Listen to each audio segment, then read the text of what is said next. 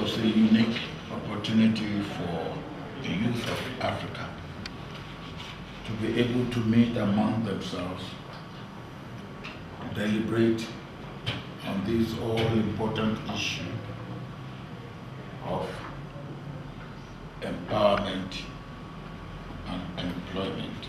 If any of the young people had half the energy of this guy, then we probably wouldn't have a problem of youth unemployment. He's not bad for an old fella.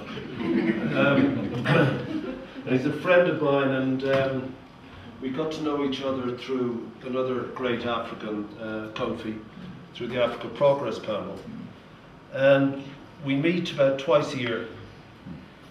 And the subject that constantly comes up, and the Africa Progress Panel advises the G8 and G20, and constantly reoccurs, is unemployment in Africa. By definition, it's youth unemployment. The cliche that this is the youngest continent is only a cliche because, like all cliches, it's a truism that's repeated once too often, but that doesn't stop it being the truth.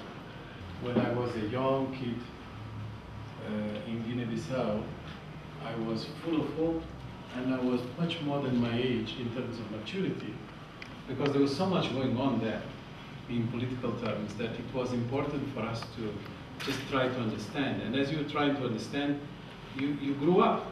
You grew up. So I found myself in my teenager years doing things that normally I wouldn't thought were possible. And I still believe that even today, when I look at young people, many of them have not yet attained that level of sort of political engagement. They don't get it sometimes. But they have the energy, and they have also the dreams, and I really respect that. In the country where I was being born, and as I heard you talk about, thinking about, talking out of the paradigm shift and not necessarily being conventional and being politically correct about the issues that need to be spoken about, and being so brave to articulate them publicly. And, in such a unique manner that I asked myself, are you really in the entertainment industry? Are you a politician? Are you an economist? Who is this man who's so passionate about what he's talking about?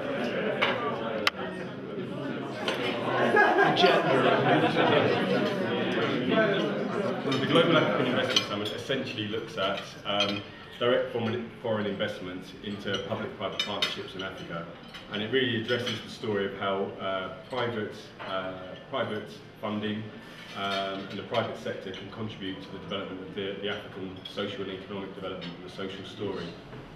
If job creation for the youth is not mainstreamed in all public policies, then we face very serious challenges.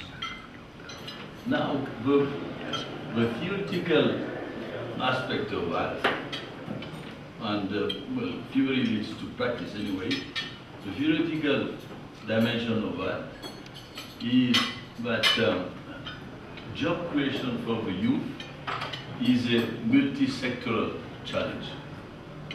And institutionally, we are not suited to fit that challenge and produce a public policy that will tackle it.